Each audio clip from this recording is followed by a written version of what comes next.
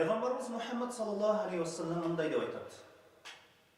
Men kana halifen felyahlif billah aw liyasmut.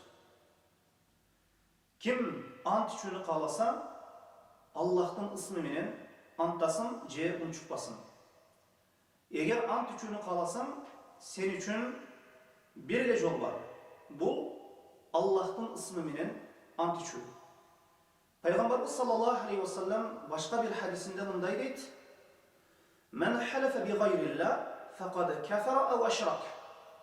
Kim Allah'tan başkası menen ant içe turgan bolsa, kasam içe turgan bolsa, çındığında Allah'a kafir boluptur, je şirk keltiriptir deydi.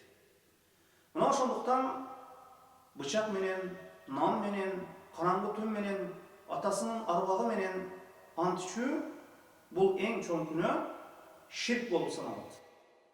Muna şonduktan musulman kişi Allah'tan ismi menen gana, vallahi Allah'tan ismi menen gana antaydı. Wallahu a'lam.